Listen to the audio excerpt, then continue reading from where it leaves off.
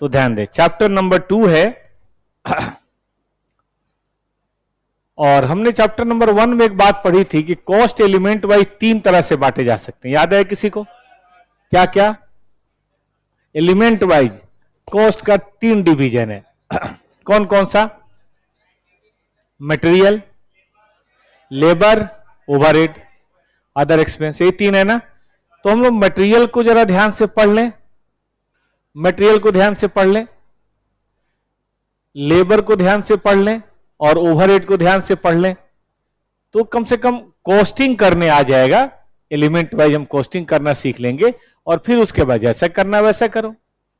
किसी भी चीज की कॉस्टिंग, चाहे कैमरे की कॉस्टिंग हो, चाहे ग्लास की हो, चाहे फर्नीचर की हो, चाहे आपके टी शर्ट की हो, चाहे आपकी टोपी की हो, चाहे आपके बैग की हो, किसी भी चीज की, बिल्डिंग की हो, एसी की हो, हवाई जहाज की हो, सबकी कॉस्टिंग हम कर सकते हैं।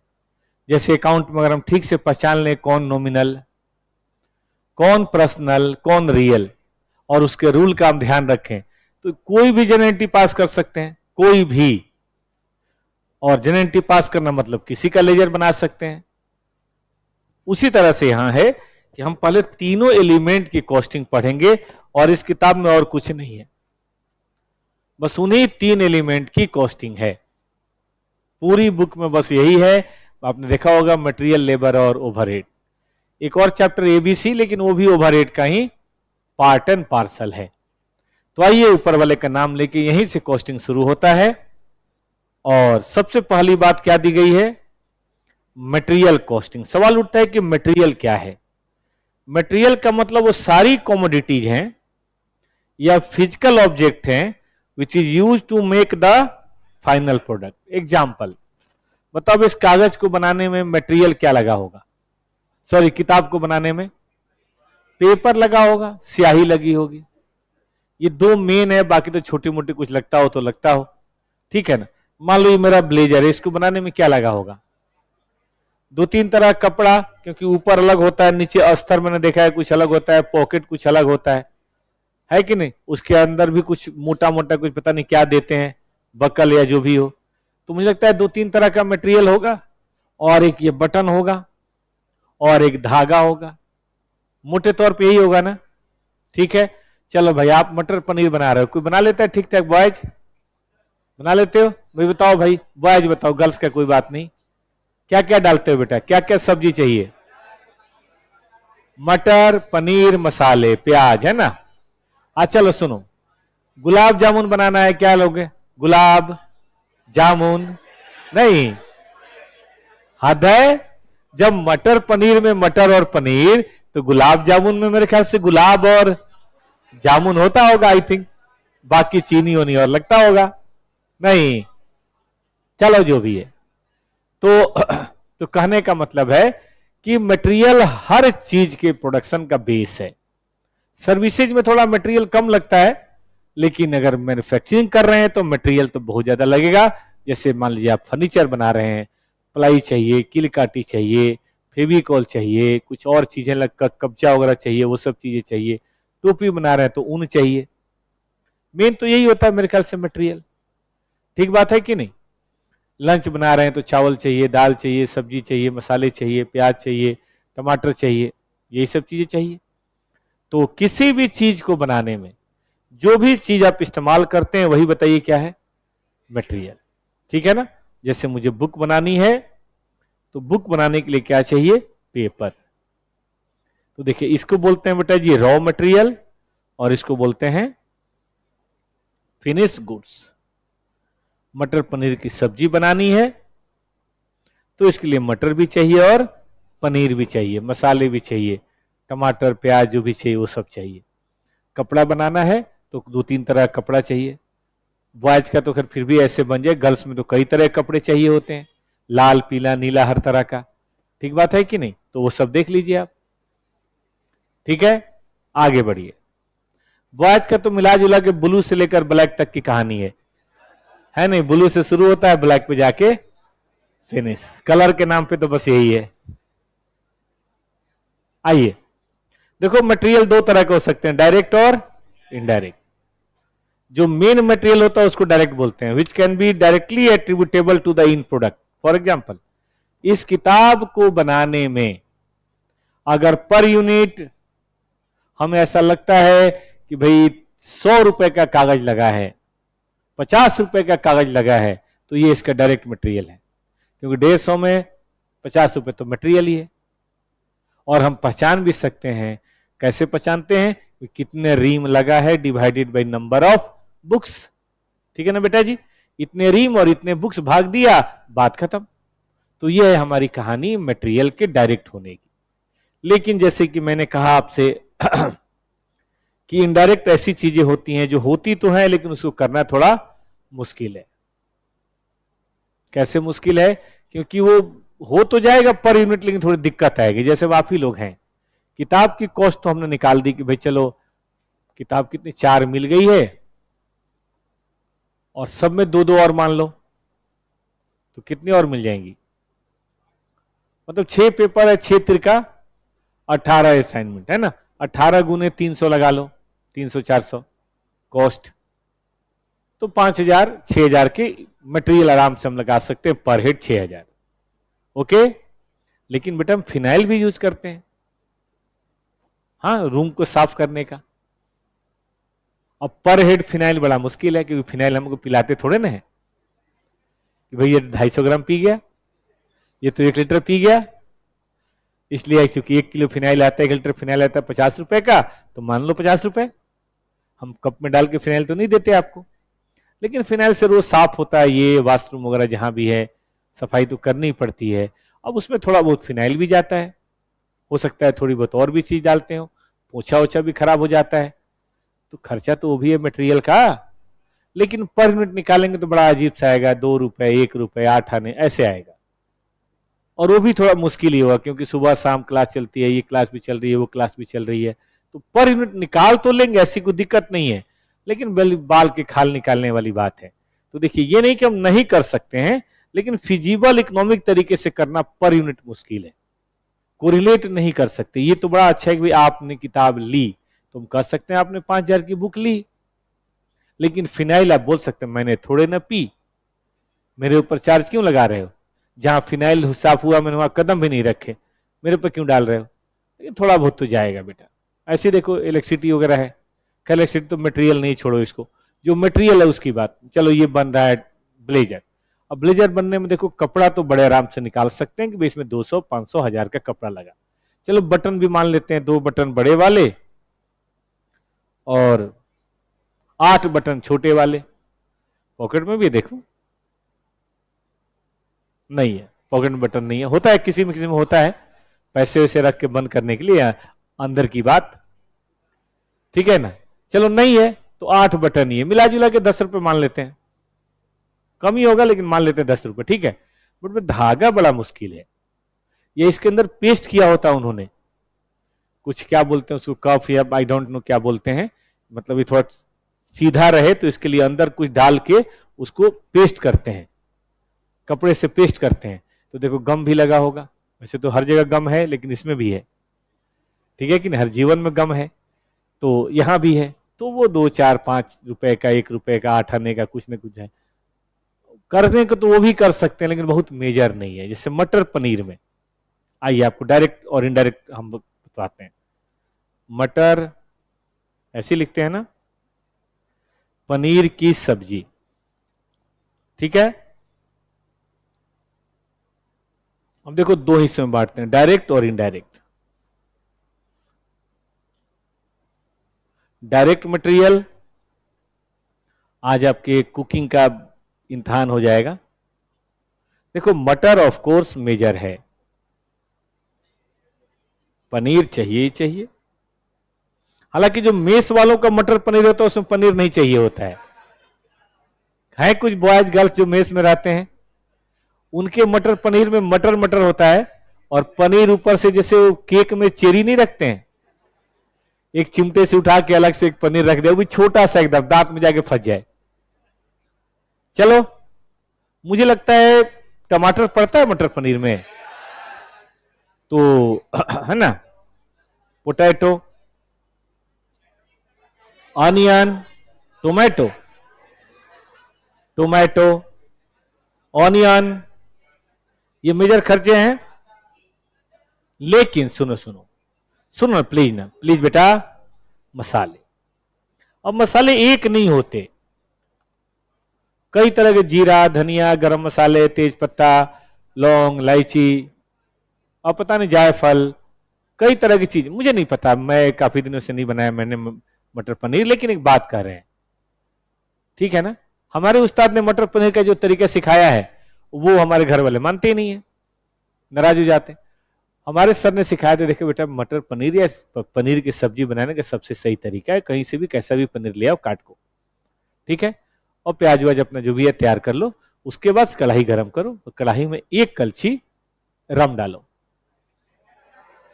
उसमें जीरा डाल दो, लाल होने दो, पीला होने दो, जैसा भी हो रहा है होने दो, ठीक है, उसके बाद प्याज डाल के थोड़ा भूनो, ठीक है, और फिर एक कलछी विस्की का डालो,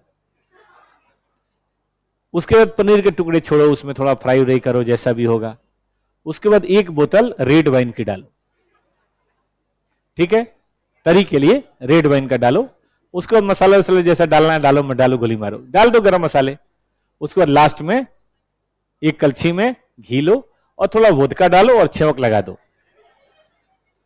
तो हमने सर से पूछा कि सर इस तरह से पनीर की सब्जी बढ़िया बनती है, सर ने कहा देखो पनीर तो ढेले का भी नहीं बनता, लेकिन जो तरी बनती है भाई साहब, तरी समझते हो कि नहीं, सूप, रसा, ग्रेवी, जो नाम से, तरी कमाल की बनती है। हमने कहा ये सही है, हमने घर में बनाना शुरू किया, घर वाले बड़े मारे, बेकार, हमने तब से खाना बनाना ही छोड़ दिया। हमने कहा बताओ, गुरु की बात नहीं मानने देते लोग। आ जाओ भाई, तो मसाले देखो, मैंने जो पनीर की सब्जी बताई, इसमें जो वोदका था, रम था, वही डायरेक्ट कॉस्ट है, पनीर तो इनडायरेक्ट है, क्योंकि वो सब होगा 1000 रुपए का, पनीर होगा 150 रुपए का। अब पनीर को छान के फेंक दो, कुत्ते खाएंगे, तरी पे ध्यान दो। इधर आओ, तो मसाले के साथ आई थिंक नमक, थोड़ा बहुत तेल वगैरह की जरूरत, तेज पत्ते की जरूरत। मैं क्यों बोल रहा हूं गैस, मैं क्यों बोल रहा हूं बेटा ये डायरेक्ट इनडायरेक्ट, अब तुम ही सोच लो और समझ जाओ खुद से, सांच को क्या आंच। देखो ये बड़े आसानी से हम मेजर कॉस्ट की बात कर सकते हैं, ये मेजर कॉस्ट है, ये कॉस्ट है, मना नहीं कर रहे भाई, एक चम्मच नमक भी डालो तो 8 आने का 25 पैसे कुछ तो होगा, लेकिन बहुत ही कम होता है, बारीक होता है, उसमें इतना ज्यादा ध्यान देने की बात नहीं होती, इसलिए उसको क्या बोलते हैं, उसको बोलते हैं इनडायरेक्ट। और भाई ऑनलाइन सब पनीर की सब्जी बनाने चले गए क्या, कोई हाय हेलो नहीं, कुछ नहीं, तो उम्मीद है आप समझ गए। इधर आओ, तो डायरेक्ट और इनडायरेक्ट इस तरह की बातें हैं, पढ़िएगा। Direct material constitute a significant part of, ठीक है, manufacturing and production of goods, being input and significant cost element. Significant cost element का मतलब बहुत इंपॉर्टेंट कॉस्ट एलिमेंट, ठीक है ना। इट इज नेसेसरी नहीं, it requires adequate management intention, और cost control starts from here, यहीं से तो कॉस्ट कंट्रोल शुरू होता है, यहीं से कॉस्ट कंट्रोल बेटा शुरू होता है। सर घर में पनीर की सब्जी बनी थी, खाने चला गया, खाओ बेटा खाओ। देखिए मैं आपको एक छोटा सा और एग्जाम्पल देना चाहूंगा, बातों को समझने के लिए एग्जाम्पल से बढ़िया कोई बात नहीं, मेरे ख्याल से डायरेक्ट इनडायरेक्ट समझ आया कि नहीं इसमें, अब चाह के भी नहीं भूल पाएंगे आप। तो एक और सिखाता हूं, देखिए एक बार मैं गया था अजमेर वगैरह घूमने, उधर बीकानेर वगैरह घूमने, तो हुआ कि भाई चलो अजमेर शरीफ पर माथा टेक लेते हैं, हम लोग शुद्ध शाकाहारी, क्या बोलते हैं, कौन सा धार्मिक आदमी है, और धार्मिक आदमी ऐसे हैं जो हम सबको प्यार करते हैं, मतलब हमारे राम तो हमारे हैं ही, इसमें कोई दो मत नहीं है, कृष्ण जी भी हमारे हैं, हरिद्वार साल में 6 बार जाते हैं, लेकिन दूसरों से भी कोई नफरत नहीं है हमें, और मेरे ख्याल से किसी को होनी नहीं चाहिए, हम अच्छे हैं तो दूसरे खराब थोड़े ना हो गए।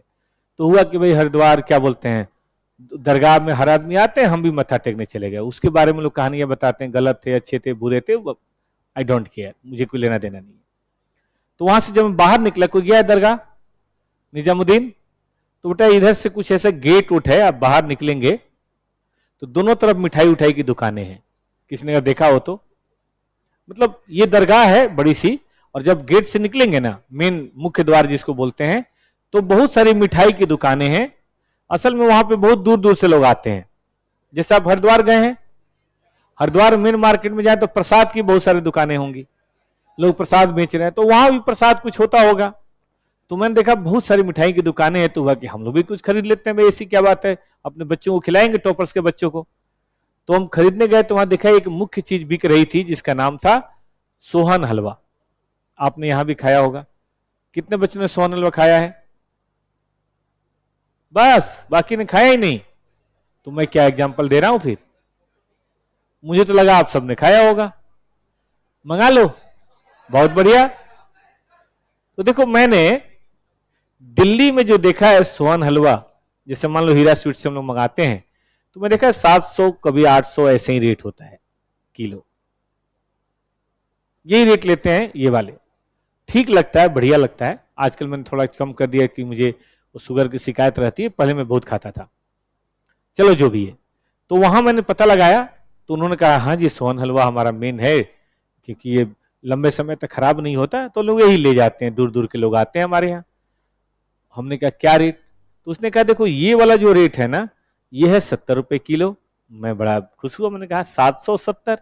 ये वाला जो है ना, ये है 200 रुपए किलो, और ये वाला जो है ना, ये है 700 रुपए किलो।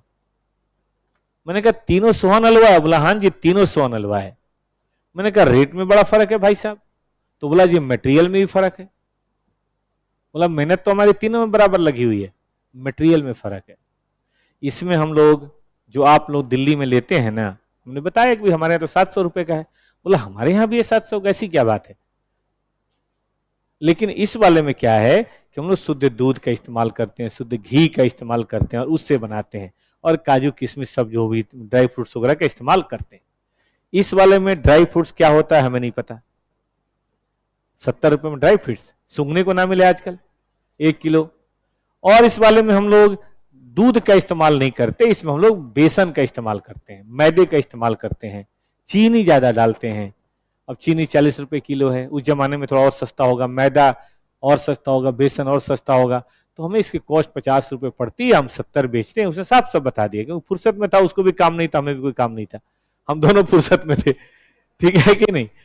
हाँ, अर्ली मॉर्निंग था, तो अर्ली मॉर्निंग में किसी के पास कोई काम तो होता नहीं है, तो सब फुर्सत में थे। तो उसने बताया बढ़िया से, मैं कॉस्ट का स्टूडेंट हूं, तो मैंने उससे बात करी। मैं बड़ा चौंक गया, मैंने 70 और 700 टू मच, बहुत डिफरेंस है भाई। तो उसने बताया देखो सर इसकी 50 रुपए पड़ती है, हम 20 रुपए कमाते हैं।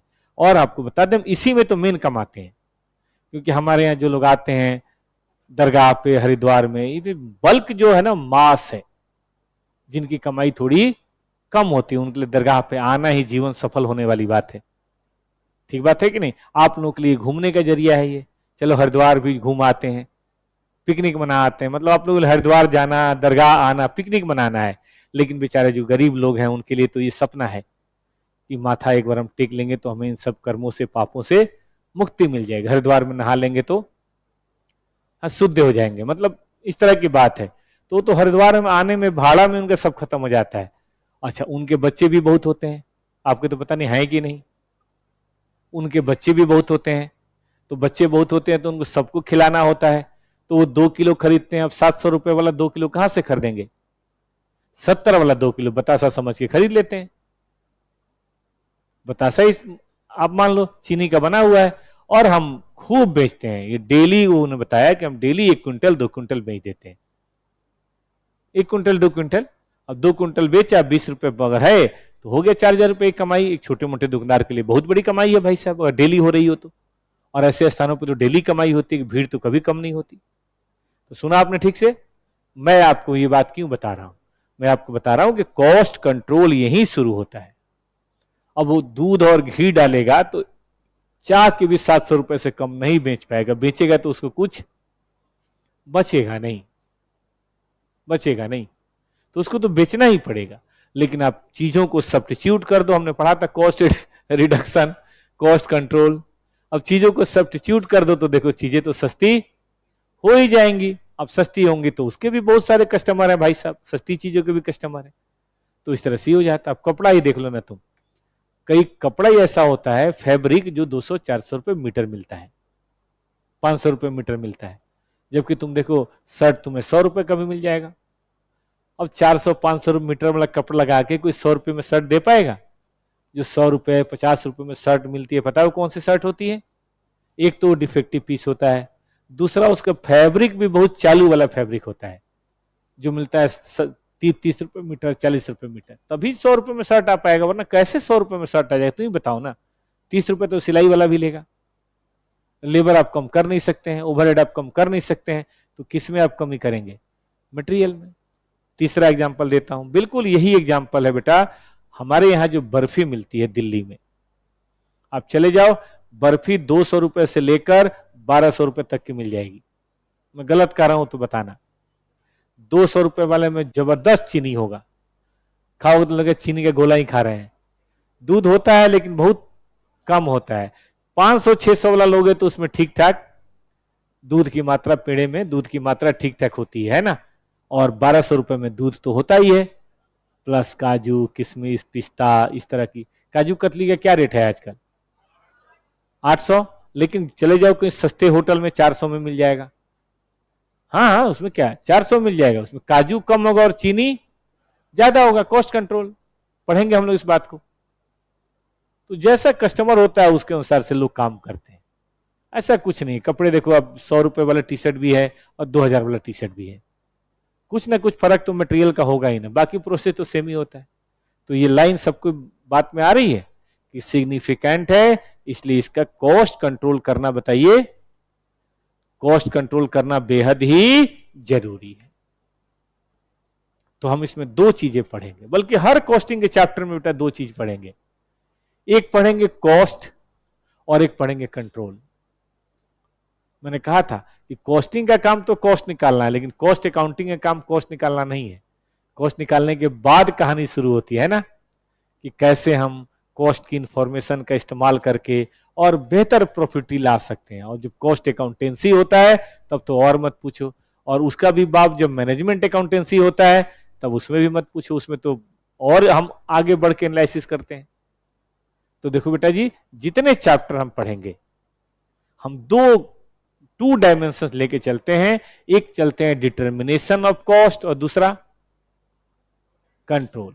आप एक बात बताऊं, डिटर्मिनेशन ऑफ कॉस्ट आप पूरे कॉस्टिंग चैप्टर का पढ़ चुके हैं समरी में, AS2। उसमें पूरी कॉस्टिंग की समरी थी, इसीलिए मैंने सबसे पहले पढ़ाया। हालांकि कॉस्टिंग करेंगे तो और बारीकियां आएंगी, लेकिन समरी आप पढ़ चुके हैं। याद करो, purchase cost, material, cost of conversion, labour, variable, fixed. अब क्या बच गया भाई साहब? अदर। उसके बाद भी कुछ है तो वो भी जोड़ लो, हो गया कॉस्टिंग। लेकिन कोई बात नहीं, हम चैप्टर वाइज धीरे धीरे धीरे धीरे 6 महीने पढ़ना है तो कुछ ना कुछ मटेरियल तो होगा ही। ठीक बात है कि नहीं? हम लोग पढ़ेंगे, लेकिन हम लोग हर चैप्टर में दूसरा डायमेंशन भी पढ़ेंगे जिसका नाम है कॉस्ट कंट्रोल। देखो बेटा जी, इनएफिशिएंसी कहीं भी हो तो अच्छी नहीं है। इनएफिशिएंसी कहीं भी हो तो अच्छी नहीं है, आप मार्केट में सरवाइव नहीं कर पाएंगे। दुनिया ऐसी है, कट थ्रोट कंपटीशन है। अगर मारुति बहुत बढ़िया कार बना रहा है तो बाकी कोई घटिया कार नहीं बना रहे, वो भी ठीक ठाक ही बनाते हैं। चाहे वो किया हो, हुंडई हो, टोयोटा हो, टाटा वाले हो, या एक कौन है, या स्कॉर्पियो वाला कौन है, महिंद्रा एंड महिंद्रा हो। खराब कौन बना रहा है? तो लोग आप ही के कार क्यों खरीदें? कुछ दिखाओ, या तो फीचर्स बढ़िया बताओ उसी दाम पे, नहीं तो सारे फीचर्स कम दाम पे दे दो।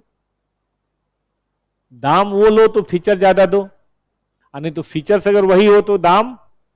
कस्टमर का तो हक है भाई जानने का, काहे नहीं जानेगा? पूरा हक है उसका जानने का। तो यहां भी देखिए यही बात है, हम लोग हर चीज के इनएफिशिएंसी को दूर करेंगे तभी कॉस्ट कंट्रोल होगा। तो हम इसमें कॉस्टिंग थोड़ा बाद में पढ़ाएंगे, मटेरियल का पूरा चैप्टर तो पढ़ना ही पढ़ना है, लेकिन मैं कंट्रोल पहले शुरू करूं बेटा। थोड़ा इंटरेस्टिंग है कंट्रोल, आपको कॉस्टिंग का मजा मिलेगा। कॉस्टिंग फिर वही AS2 शुरू होगा, आप बोर हो जाएंगे, क्योंकि कॉस्टिंग तो फिर वही कराऊंगा कि भाई purchase price, non refundable taxes, freight, inward वगैरह। आप कहेंगे क्या यार, पता नहीं चल रहा है अकाउंट पढ़ रहे हैं कि कॉस्टिंग पढ़ रहे हैं। तो मैं कंट्रोल से शुरू करता हूं, ठीक रहेगा? ऐसा नहीं कि छोड़ूंगा, चैप्टर खत्म तभी होगा जब कॉस्टिंग भी कराऊंगा, लेकिन कॉस्टिंग अलग है और कंट्रोल अलग है। आइए शुरू करते हैं कॉस्ट कंट्रोल।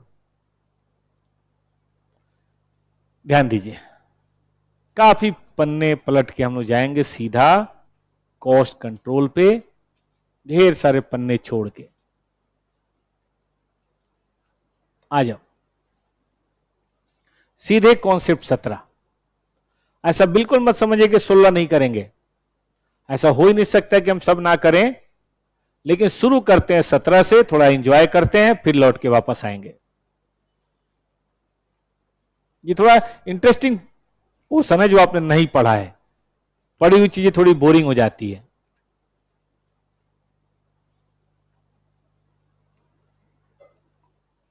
मिला बच्चों को? क्या लिखा है? इन्वेंट्री किसे बोलते हैं? स्टॉक को। आइए, inventory control is the function of ensuring that sufficient goods are retained in the stock to meet all the requirement without unnecessarily large stock। देखिए बड़ा कमाल का है कि स्टॉक में होना भी चाहिए और बहुत फालतू भी ना हो। इसके पीछे कारण है, देखो बेटा स्टॉक में नहीं होगा ना तो स्टॉक आउट हो जाएगा। कभी सुना आपने स्टॉक आउट? स्टॉक आउट का मतलब मेरे पास रॉ मटेरियल नहीं है, हम बनाना चाह रहे हैं अपना कार, लेकिन पता चला टायर ही नहीं है। अब बिना टायर के कार बना के क्या करेंगे? अच्छा पूरा कार बन गया, हेडलाइट ही नहीं है क्योंकि हेडलाइट का स्टॉक हो गया खत्म। तो एक तो ये है कि भाई स्टॉक आउट नहीं होना चाहिए। स्टॉक आउट होगा तो पता है क्या होता है? लॉस ऑफ गुडविल भी होती है, लॉस ऑफ प्रॉफिट भी होता है। पहले तो मैं लॉस ऑफ प्रॉफिट धंधे की बात कर लूं। बताओ जी, स्टॉक आउट होने से लॉस ऑफ प्रॉफिट कैसे होता है? आप किसी दुकान में दवाई के गए, दवाई वाले ने कहा देखो ये पहला नंबर तो है, दूसरा तीसरा चौथा नहीं है, बताओ दूं? आप क्या कहते हो? रहने दो यार, जहां मिलेगा वही चारों ले लेंगे। और इससे भी खराब बात, अगली बार किसके पास जाओगे? जिसके पास मिला है उसके पास जाओगे। आपके मन में विश्वास हो जाता है यार ये बढ़िया है, इसके पास सब स्टॉक होता है, फालतू में वहां जाए फिर वो यहां भेजेगा। तो एक तो लॉस ऑफ गुडविल हो गया। दूसरा, मान लीजिए 500 की दवा मांग रहा था, 20% तो मार्जिन होता होगा दवा में, तो 500 का 20% बताओ। अगर वो लड़का जा रहा है वापस तो मैं दिख रहा है मेरा 100 रुपये जा रहा है, मेरा 100 रुपये जा रहा है प्रॉफिट। खास तरह का फोन लेने आप किसी मोबाइल कंपनी के पास गए, नहीं है उसके पास वो मॉडल, आप जबरदस्ती वो करा ये ले लो ये ले लो, आपने पहले से घर के कसम खा रखा है लूंगा तो यही लूंगा मैं। अब मान लीजिए आप लौट गए, मान लो मोबाइल में 2000 तो कमाता होगा, 2000 गया। इसीलिए स्टॉक सफिशिएंट होना चाहिए प्रोडक्शन करने वालों के लिए भी, यहां भी। लेकिन इसके लिए तो बहुत स्टॉक रखना पड़ेगा। हम लोग पढ़ेंगे हर स्टॉक की एक कॉस्ट है, रखने की कॉस्ट है, कैरिंग कॉस्ट। कैरिंग कॉस्ट समझते हो? रखना, उसके में वेस्टेज भी होता है और बाकी हम और पढ़ेंगे, इंटरेस्ट और लॉस ऑफ कई सारी चीजें होती हैं। तो रखने में भी प्रॉब्लम है। इसका मतलब है दवा, अगर सबसे पहला तो यही प्रॉब्लम है कि आउटडेटेड हो जाता है दवा। दवा बहुत सारा रख लेना भी के तो एक्सपायरी हो जाती है, आप एक्सपायरी दवा बेचोगे तो जेल हो जाएगी आपको। तो सबसे पहला काम तो यही है कि भाई दवा ज्यादा ना खरीदो, लेकिन दवा इतना भी कम मत खरीदो कि स्टॉक आउट हो जाए। इसीलिए आपने देखा होगा दवा वाले रोज एक कॉपी पे कुछ ना कुछ लिखते रहते हैं। ध्यान दिया कभी किसी ने? जो दवा आपको देगा और उसके पत्ते कम हो गए हैं तो क्या करता है वो? घिस लेता है। और जब उसका परचेजर आएगा, मतलब सप्लायर, तो उसको बोलता है भाई ये 2 पैकेट दे, खत्म हो गया हमारा। ठीक बात है कि नहीं? चल, तो यही मेन इसमें मेन ऑब्जेक्टिव है, to balance between sufficient stock and over stock. ये दोनों दो बातें हैं। इस तरह को वजन नहीं होना भी गलत है और ओवर होना भी गलत है। ना हो तो लोग बोलेंगे दुबला पतला, दिक्कत भी होगी, तबीयत भी खराब होगी। और ज्यादा हो जाए तो भी दिक्कत है, लोग बोलेंगे गेंडे जैसा घूम रहा है ये। घर वाले ही बोलेंगे तुम्हें बेबी एलिफेंट, घर वाले ही बोल देते हैं, क्या करोगे? चलो, तो ये बात आपको यहां पे देखनी है, ठीक है ना? हमारे घर आइए कभी, हमारे घर में अब हमारे बच्चों को देखेंगे तो आपको ऐसा लगेगा कि अकाल पड़ा हुआ है, और हमारी पत्नी को देखेंगे तो पता चला क्यों पड़ा हुआ है। ठीक बात है कि नहीं भैया? काल के कारण कौन है? चलिए जो भी हो, तो ये बड़ा बैलेंस बनाना है, सफिशिएंट स्टॉक और ओवर स्टॉक। इधर आओ, ध्यान दो। तो बहुत ज्यादा भी नहीं होना चाहिए, बहुत कम भी नहीं होना चाहिए। Move further. The stock maintained should be sufficient to meet the production so that uninterrupted production और supply is, ठीक है कि नहीं? क्योंकि इनसफिशियंट हमारा जो प्रोडक्शन पॉज हो जाता है, पॉज मतलब रुक जाता है। कंप्यूटर में पॉज का बटन होता है ना, रुक जाओ भाई। इससे लॉस ऑफ रेवेन्यू भी होता है, लॉस ऑफ गुडविल भी होता है। और अगर हमने ज्यादा खरीद लिया तो भाई फंड भी चाहिए उसके लिए, स्टोरेज कहां करेंगे, मेंटेनेंस ऑफ मटेरियल करना पड़ेगा, रिस्क ऑफ ऑब्सोलेसेंस समझते हैं, बेकार हो जाना, खराब हो जाना। पिलफरे समझते हैं? पिलफरे छोटी मोटी चोरियां। अच्छा बताओ, घर के अंदर मम्मी ने काजू किशमिश पिस्ता बादाम रखा हुआ है, वो उसी लेवल पे रहता है या धीरे धीरे उसमें से कम होता रहता है? जब भी बच्चा जाएगा एक गिलास पानी पीने, उसके मूड में आएगा यार 2 काजू हो जाए, खोला 2 खाया, पानी पिया। और 3-4 दिन में अगर घर वालों को पता चल गया तो बारी बारी से सब, बाद में पानी, पहले काजू किस्ते बादाम। अब देखो, इसका सबसे बढ़िया तरीका है कि मम्मी खरीद के लाए ही तब जब खीर बनाना हो, ना घर में रहेगा ना कोई खाएगा। यही स्टॉक के साथ भी है। हम लोग पहले टॉपर्स में बैग बांटते थे बच्चों को, बैग, टॉपर्स का बैग, आजकल नहीं देते बैग। तो जब बताते हैं, टॉपर्स का बैग आता था एक बार में 2000, 300-400 तो हमारे स्टाफ लोग ही गायब कर देते थे। देख दो अपने सर, अपने बच्चे के लिए ले जा रहे हैं, हमारे बच्चे के दोस्त के ले जा रहे हैं, हमारे मामा के बेटे के लिए, हमारे साले के बेटे के लिए, मतलब जितने लोग हैं 100 लोग, 3-4 बैग गायब कर देते थे। तो हमारी कॉस्ट बढ़ जाती थी, एवरेज कॉस्ट। नॉर्मल लॉस सुना है आपने? एवरेज कॉस्ट बढ़ जाती थी। तो हम लोगों ने तब से बंद ही कर दिया, दुखी होकर बंद कर दिया। बताओ, अब हमारे यहाँ बैग की चोरी नहीं होती, कारण बताओ? है ही नहीं। अब जो भाई नहीं तो कौन क्या चुरा लेगा बे? ठीक है कि नहीं? तो ज्यादा स्टॉक होगा तो ज्यादा चोरी, कम स्टॉक कम चोरी। वो बोलते हैं ना कि भाई more study more confusion, no study no confusion. जब हम पढ़ाई नहीं करेंगे तो कंफ्यूजन किस बात का, बात ही खत्म।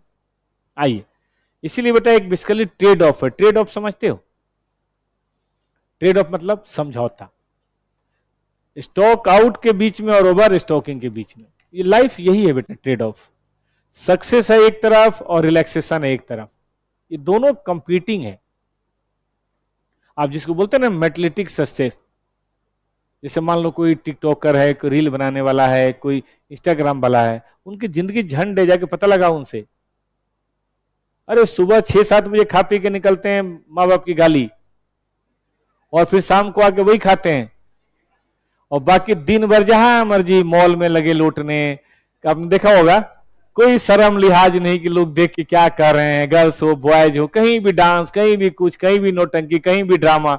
अब तो मैं देख रहा हूं ज्यादा एज की महिलाएं भी शुरू हो गई हैं। पहले तो बच्चे ही थे, अब वो भी शुरू हो गए कहीं भी। अब बताओ, इतना लाज शर्म बेचना पड़ता है, इतना शर्म अपमान सहना पड़ता है, तब जाके व्यू आता है। क्योंकि व्यू आने के लिए जरूरी है कि डेली कम से कम 2 या 3 आप डालें, उसके बगैर व्यू नहीं आएगा। तो देखो, सुनो सुनो, व्यू है एक तरफ और आराम है एक तरफ। आराम हराम करोगे तो व्यू आएगा, आराम करोगे तो व्यू नहीं आएगा, सीधी बात है। ये ट्रेड ऑफ ही तो है, ये ट्रेड ऑफ ही है बेटा। जो कलाकार बहुत बिजी होते हैं, ढेर सारी फिल्में बनाते हैं, वो घर भी नहीं पहुंच पाते, इस सेट से उस सेट, उस सेट से उस सेट, ये उनका काम होता है, कभी वहां आउटडोर कभी वहां आउटडोर। और जो आराम से बैठे हैं उनको कोई फिल्म नहीं देता, क्योंकि आउट ऑफ साइट होते हैं, आउट ऑफ माइंड होते हैं। तो पूरी दुनिया ही ना बेटा ट्रेड ऑफ के बीच की बात है, ठीक है? ट्रेड ऑफ के बीच की बात है, अच्छा और आराम, सक्सेस और आराम, वही यहां भी है। स्टॉक आउट करेंगे तो कुछ कॉस्ट है, बाद में बात करेंगे, और ओवर स्टॉकिंग का भी कुछ कॉस्ट है। तो इसके लिए हम कई सारे मेथड अडॉप्ट करते हैं, और बेसिकली हमें उन्हीं मेथड्स को पढ़ना है। पहला मेथड है बेटा क्वांटिटेटिव लेवल सेट करते हैं, दूसरा है क्लासिफिकेशन करते हैं, तीसरा रेशियो है, और चौथा घूम घाम के देखते रहते हैं। इसके अंदर हम लोग पढ़ेंगे बहुत सारे EOQ, ROL, कई तरह की चीजें। इसके अंदर हम लोग पढ़ेंगे ABC क्लासिफिकेशन, इसके अंदर पढ़ेंगे इनपुट आउटपुट रेशियो, मैंने एक दिन कभी चर्चा की थी आपसे, वो सब चीजें पढ़ेंगे। और इसके अंदर भी कुछ कंट्रोल है, इसके अंदर बात करेंगे। तो कभी ऑब्जेक्टिव आ जाए कि इन्वेंट्री कंट्रोल में 4 तरह की कौन सी चीजें होती हैं, तो क्या रखेंगे? एक सेटिंग ऑफ क्वांटिटेटिव लेवल, दूसरा रिलेटिव, तीसरा रेशियो और चौथा कॉस्ट कंट्रोल। ठीक है, मैं आपको आज इसमें से पहला शुरू कर रहा हूं। ये तो बैकग्राउंड बता रहा था, और पहले में भी सबसे पहले मैं शुरू कर रहा हूं रीऑर्डर क्वांटिटी। बीच वाला भी ग्राफ मत पढ़िए, वो उसी की समरी है। अभी पहले पढ़ तो ले, फिर समरी देखेंगे। आइए, देख रहे हैं यहां पे लिखा हुआ है, 5 नंबर का क्वेश्चन भी है कि what you mean by inventory control and what is objective. चलिए पढ़िए, रीऑर्डर क्वांटिटी।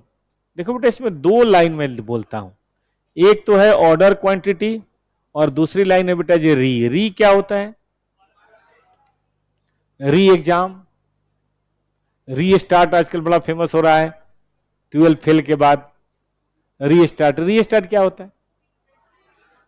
एक बार हम करके आए हैं, फेल हो गए हैं, ठीक है ना, दोबारा शुरू कर रहे हैं। री एग्जाम, दोबारा एग्जाम हो रहा है। री चेकिंग, दोबारा चेकिंग। रिकंस्ट्रक्शन, दोबारा कंस्ट्रक्शन। री ऑर्डर, दोबारा ऑर्डर। एक होता है ऑर्डर, एक होता है रीऑर्डर। क्वांटिटी तो समझते हैं, अमाउंट, नंबर। पढ़िए, quantity of material for which purchase requisition is made by the store department. Purchase मतलब कितना खरीदना है, कितनी क्वांटिटी खरीदनी है, वो बनाई जाती है।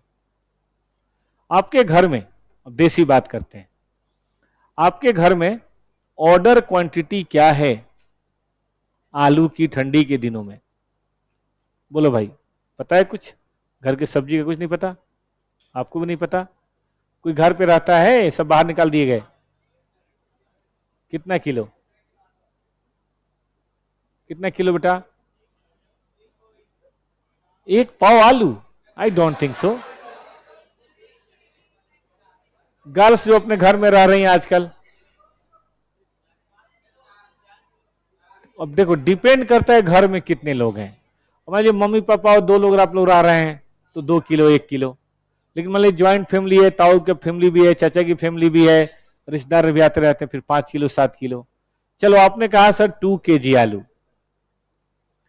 सुनो ना, तो तकरीबन हर बार मम्मी यही परचेज करती होंगी, है ना, हर बार। तो ये 2 kg आलू क्या है? आपके घर के परचेज करने की क्वांटिटी है।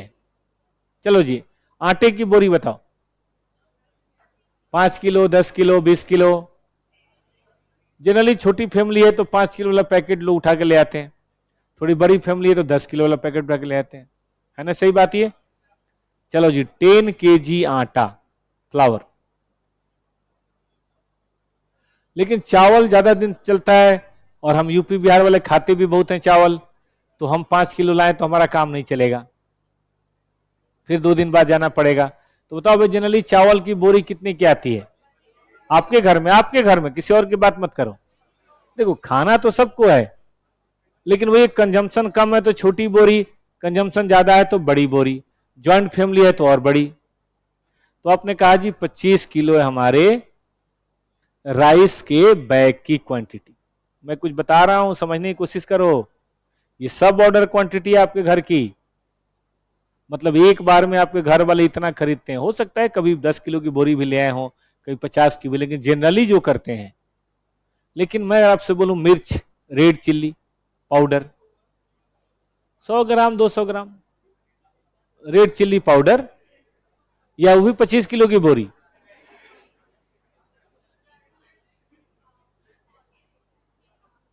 चलो 250 ग्राम है ना रेड चिल्ली पाउडर, सुना आपने। लेकिन अगर हम और कुछ बात करें आपसे, जैसे दूध, तो आपका 1 लीटर या 2 लीटर आता होगा, है ना। पैकेट, कितना पैकेट लाते हो सुबह सुबह घर वाले? 1 या 2, चाय वो बनाना है, कुछ ऐसा कुछ करना है कि नहीं, तो मिल्क का क्या हो गया, 1 kg या 1 लीटर मिल्क। कुछ समझा आप लोगों ने?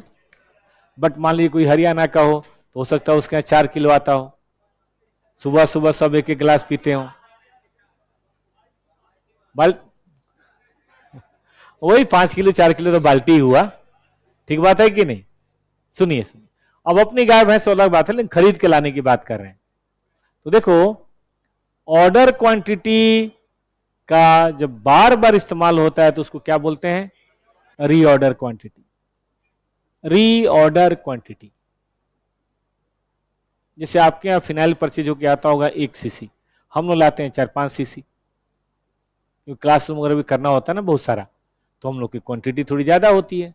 कोई मान लो बड़ा होटल वाला है जिसके यहाँ 200 कमरे हैं, तो उसके यहाँ फिनाइल बताइए, वो बड़े वाले ड्रम में लाता होगा 10 लीटर 5 लीटर वाले में, क्योंकि उसका और भी बहुत सारा वॉशरूम है, रूम है, गैलरी है कि नहीं, 2000 गज की बिल्डिंग है उसकी। सारा खेल बेटा इसी बात का है कि आपकी जरूरत कितनी है। लेकिन कोई भी क्वांटिटी हम ऐसे ही नहीं रखते, हम कुछ क्वांटिटी सोच के लाते हैं। आलू बेटा क्यों 2 किलो, आटा क्यों 10 किलो, चावल क्यों 25 किलो? कोई समझाएगा मुझे? सब 25-25 क्यों नहीं?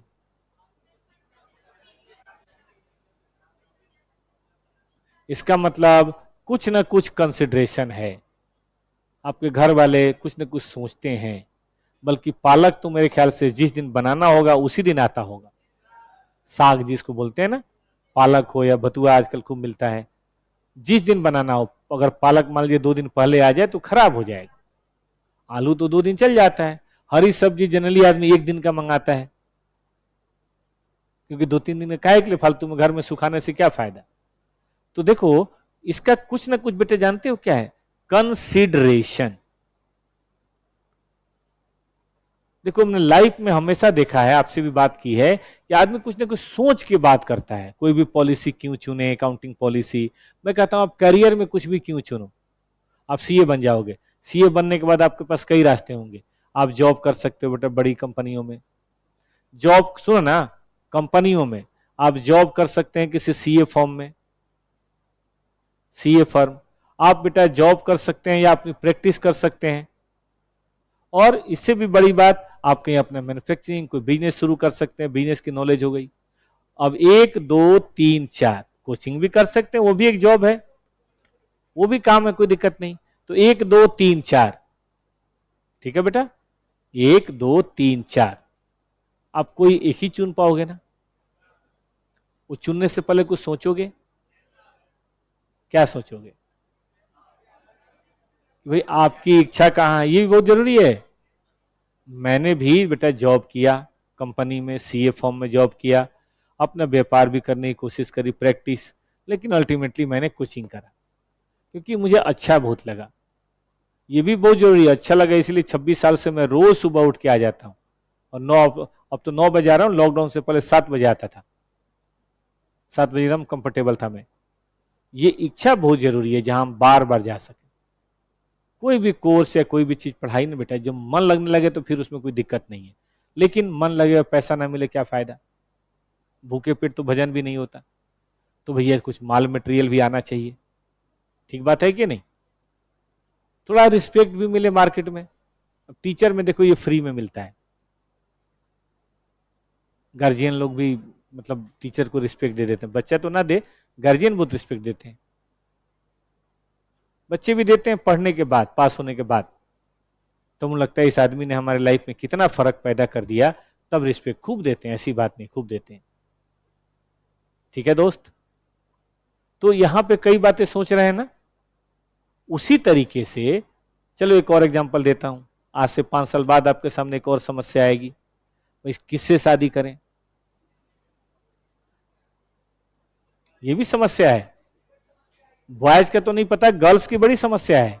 गर्ल्स को तो 4-4 लोगों ने प्रपोज कर रखा है, और मान लो सभी चार्टर्ड अकाउंटेंट हैं। हम बता दें सीए गर्ल्स मार्केट में अवेलेबल नहीं है, ऑलवेज शॉर्ट सप्लाई। हमारे पास हमेशा 10-15 सीए गर्ल्स की डिमांड ऑलरेडी रहती है कि सर कोई हो तो बताना, कोई हो तो बताना, कोई हो तो बताना। जहां एक दो स्टॉक आता है तुरंत आउट। ठीक है कि नहीं? चलिए ध्यान दीजिए। तो हाँ सुनिए सुनिए। तो गर्ल्स को ये पास से समस्या कि भाई किससे शादी करें। मान लो चार्टर्ड है, उसका अपना बिजनेस है, घर परिवार है, क्या है, सब आदमी देखता है भाई। तो बात विचार व्यवहार भी लोग देखते हैं, लेकिन आजकल लोग सब लोग कमर्शियल हो गए हैं। एक मैं कहीं देख रहा था कि कोई बोला था कि मैं तो रोहित से ही शादी करूंगी पापा। बोला देख लो, लड़का जो है उसका बड़ा अच्छा बिजनेस है, वहां बेंगलो है और मतलब टर्नओवर 200-300 करोड़ का है। लड़की ने तुरंत फोन मिलाया, रोहित पापा नहीं मान रहे। ठीक है।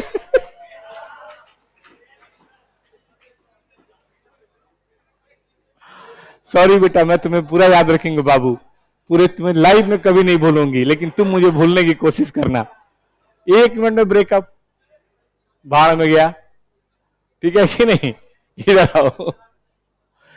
तो इतने जितने भी रोहित हैं, इस बात को समझिए, आपका सीए बनना कंपलसरी है, नहीं तो सब बाबू सोना जादू टोना सब खत्म। इधर आइए। तो जैसे हम शादी ब्याह में कई सारी चीजें देखते हैं, उसी तरीके से हम रीऑर्डर क्वांटिटी। देखो घर में क्या होता है ना बेटा, घर में ना मटेरियल परचेज होता है 2000 का, 1000 का, 500 का। फैक्ट्रियों में परचेज होता है 200 करोड़, 400 करोड़, 1000 करोड़ का। वहां थोड़ा सा भी गलत डिसीजन लेंगे तो नुकसान ज्यादा हो जाता है। तो मैं आपको यही समझाने जा रहा हूं, कंसिडरेशन फॉर रीऑर्डर क्वांटिटी। क्या क्या सोचते हैं भाई साहब? तो देखिए, पहला जो सोच है ना, वो जो आपने कहा ना, कैरिंग कॉस्ट।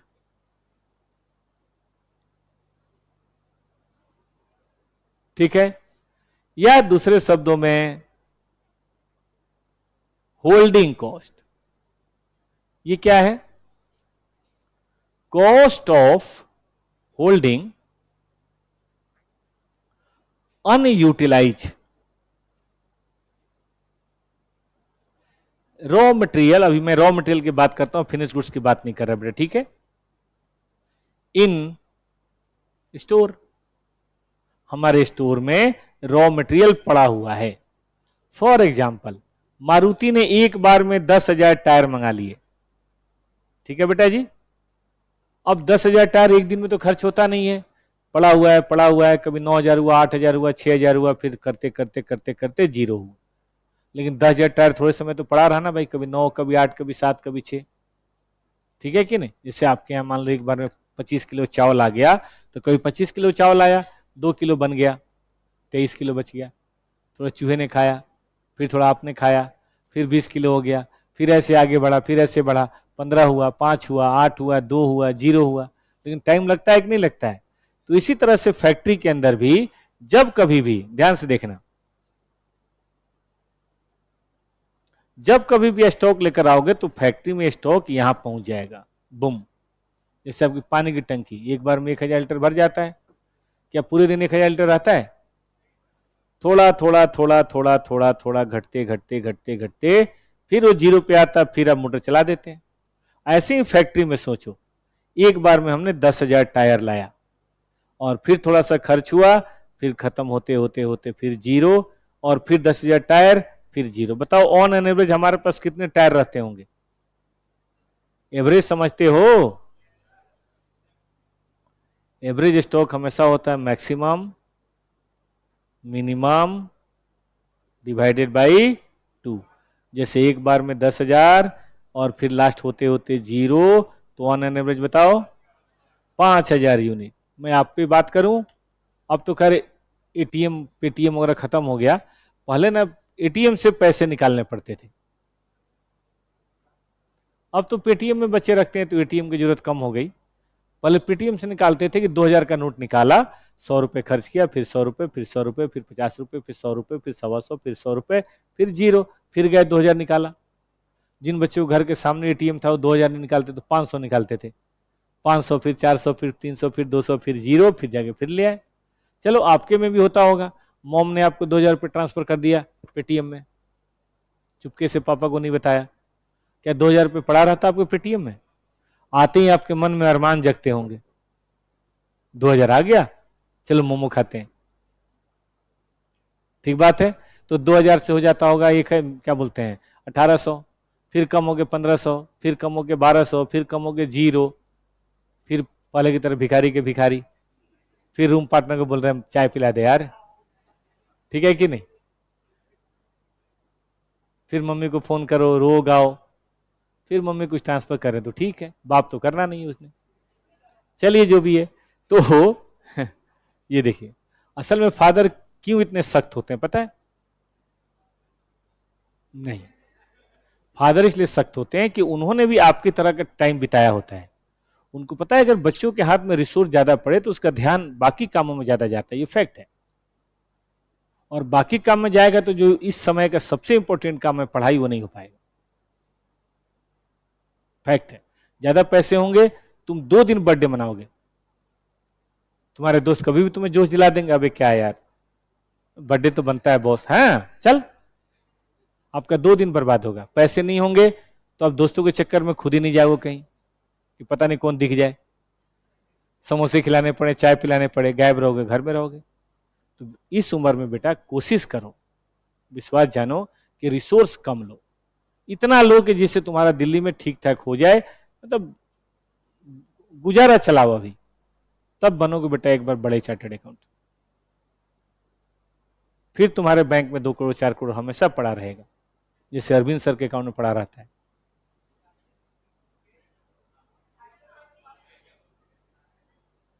तो इसलिए बेहद जरूरी है बेटा, बेहद जरूरी है कि अभी रिसोर्स कम रखो।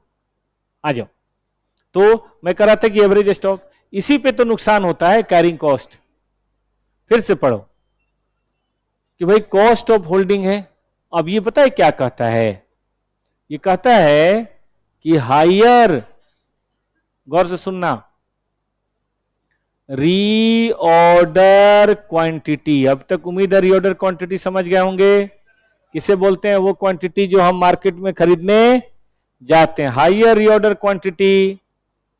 हाँ, higher average stock in godown. बताओ इससे क्या होगा? Higher carrying cost.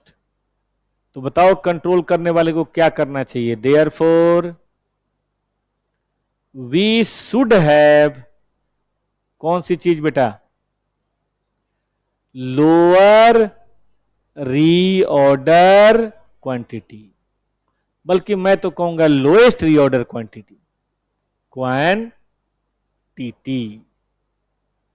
मतलब देखो, आपको अपने घर में पालक ला के और बर्बाद करने से कोई फायदा है?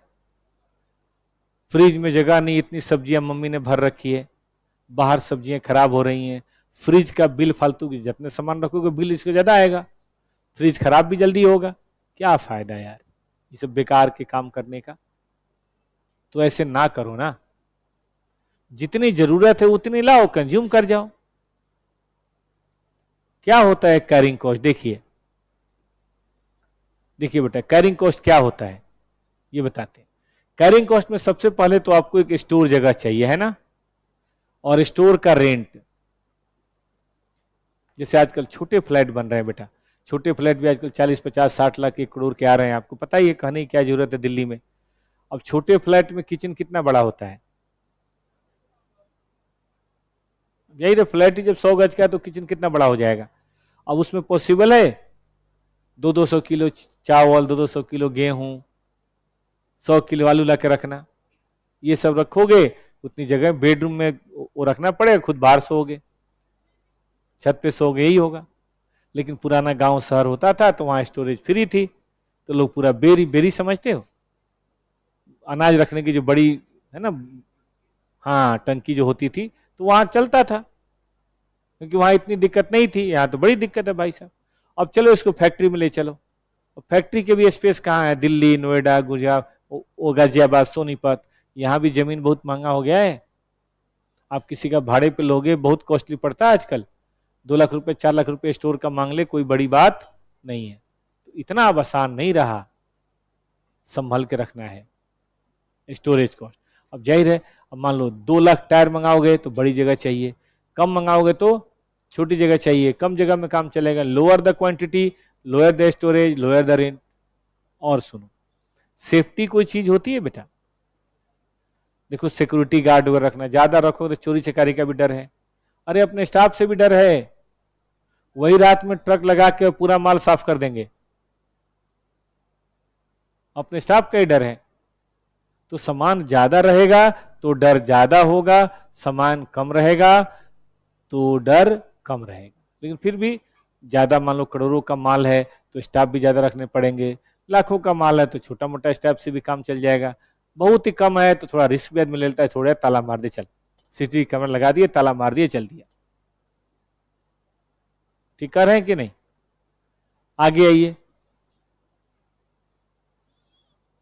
एक बहुत ही बड़ी बात बता रहा हूं, अगर आप उससे कैच कर सको तो।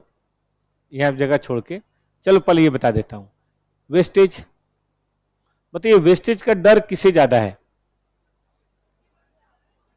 ज्यादा क्वांटिटी तो ज्यादा वेस्टेज, कम क्वांटिटी तो कम वेस्टेज, बड़ी सीधी बात। लेकिन एक और चीज बताता हूं, loss of interest on capital blocked in, बताइए कहां? In raw material. ये थोड़ा समझने की बात है। टाइम वैल्यू ऑफ मनी आता है, उन्होंने पढ़ा था, फ्यूचर वैल्यू करंट वैल्यू, याद आया? देख बेटा, एक टायर कितने का आता होगा मारुति का? 500 का तो नहीं आता होगा यार, 5000। ठीक है बेटा, मान लेते हैं कॉस्ट 5000। ठीक है बेटा जी, अब टायर हमने मंगा लिया 1 जनवरी और यूज किया 31 दिसंबर, 1 साल रखे रह गए, क्योंकि बहुत मंगा लिया था, जरूरत ही नहीं थी। आपने सुना होगा कभी इंटरेस्ट होता है पीआरटी, पीआरटी। मान लो ये पैसा मैंने बैंक से लोन लिया था, बैंक ओडी लिया था बेटा, 5000 का स्टॉक, बैंक वालों ने 12% पे हमें दिया था, पूरा 1 साल पड़ा रह गया। कितना? क्या आप जानते हैं ये टायर आपका साल खत्म होते होते 5600 कॉस्ट की हो गई है। काश ये तुमने मंगाए ना होते, क्योंकि पैसा मेरा नहीं है, पैसा बैंक का है। पैसा डिबेंचर का नाम सुना आपने? एक आपने बेसिक पढ़ा होगा कि asset must be equal to liability और कैपिटल। ये कहीं ना कहीं से तो पैसा आया ही होगा बेटा जी। अगर लोन का आया है तो इंटरेस्ट लेगा, और अपने पैसे का अपॉर्चुनिटी कॉस्ट पढ़ा है कभी? नहीं। अपॉर्चुनिटी कॉस्ट क्या होता है?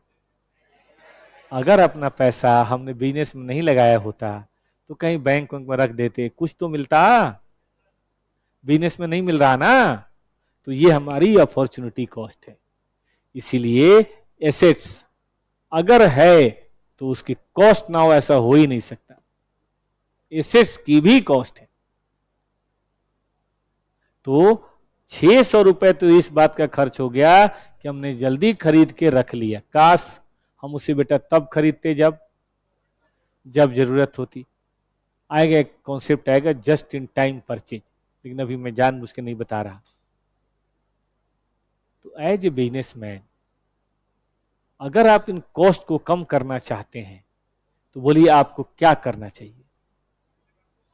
कम से कम लेना चाहिए। बहुत ही कम नहीं ले सकते, मैं उसकी समस्या अभी बताऊंगा, लेकिन कम से कम लेना चाहिए। तो आज हम लोगों ने कुछ नहीं पढ़ा, लेकिन 1 घंटे में एक बात जरूर पढ़ी है, और वो बात है कि अगर आप बिजनेस में अपनी इन्वेंट्री को कॉस्ट कंट्रोल करना चाहते हो तो try to reorder as lowest as possible. आपके मन में बात आ रही होगी सर हम जल्दी खरीदते ही क्यों? अभी बताता हूं। थोड़ा पहले तो खरीदना ही पड़ता है, मजबूरी है, लेकिन as early as possible, sorry as lowest as possible करने की कोशिश करें, क्योंकि higher the order quantity, higher the average stock and higher the carrying cost. देखो जो 10,000 खरीदेगा उसका कैरिंग कॉस्ट कुछ और होगा, जो खरीदेगा ही 5,000 उसका कुछ और होगा, कोई खरीदेगा ही 2,000 उसकी कॉस्ट कुछ और होगी, जो खरीदेगा 1,000 उसकी कॉस्ट कुछ और होगी। तो फिर आपके मन में बात आ रही होगी कि सर तो सब लोग जब जरूरत हो तभी क्यों नहीं खरीदते?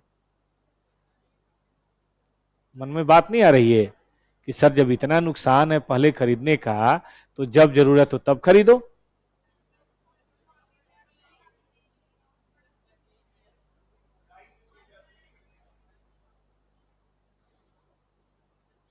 देखो सुनो, अकाउंट में ना बेटा हमारे बात सोचना, अकाउंट में लॉ लिखा है, कुछ और सोच लोगे बेकार हो जाएगा। उसमें लिखा है कि मैचिंग तो मैचिंग, नॉमिनल वैल्यू तो नॉमिनल वैल्यू। तो अकाउंट में पहले मत सोचना, मेरे बताने के बाद जितना मर्जी सोचो, लेकिन कॉस्टिंग में तो टीचर से पहले सोचो, क्योंकि मैनेजमेंट है ना, क्या पता मेरे से बेहतर तुम सोच लो। यहाँ कोई रूल नहीं है, कोई कानून नहीं है, कोई एस नहीं है। मेरा बिजनेस मैं अपना तरीके से चलाऊंगा, क्या पता आज तक जितनी कॉस्ट की किताबें बनी हैं उससे भी तुम बेहतर सोच लो। इंप्रूवमेंट तो हमेशा हो सकता है ना। एक दिन मैंने एक बात आपको बोली थी कि कॉस्टिंग में कोई भी कॉस्ट लोएस्ट कॉस्ट नहीं है, मैनेजमेंट में कोई भी प्रैक्टिस बेस्ट प्रैक्टिस नहीं है, उसे भी बेहतर हो सकता है कि नहीं। कल और आएंगे नगमों की खिलती कलियां चुनने वाले, मुझसे बेहतर कहने वाले, तुमसे बेहतर सुनने वाले। अबे मैंने नहीं बोला बे। तो मैनेजमेंट का ये बेसिक गाना है, कभी कभी का ये गाना है। तो फैक्ट यही है कि भाई पहले से भी बेहतर हमेशा चांस है। इसलिए अकाउंट की क्लास में ज्यादा आइडिया मत लगाओ, लॉ की क्लास में आपको हक ही नहीं है। वहां तो जो मैडम ने बोल दिया, सर ने बोल दिया, वही फाइनल है। अब जो सेक्शन में लिखा है वही तो होगा। वहां तो इसको समझने की कोशिश करना है, आगे नहीं सोचना है। बट आज मैं आपको बता रहा हूं कॉस्टिंग और एफएम में और एसएम, ये दो सब्जेक्ट हैं, इसको ओपन सब्जेक्ट बोलते हैं। मतलब इसमें सोचने का कोई लिमिट नहीं है। ऐसा बिल्कुल नहीं जो किताबों में लिखा है वो बेस्ट है। लॉजिकली उससे बेहतर सोच लो, क्या पता कल तुम्हारे नाम से किताब निकल जाए, कोई बड़ी बात नहीं। आ जाओ। तो ये तो यही कहता है कि भाई कम से कम खरीदो, कम से कम खरीदो, कम से कम खरीदो।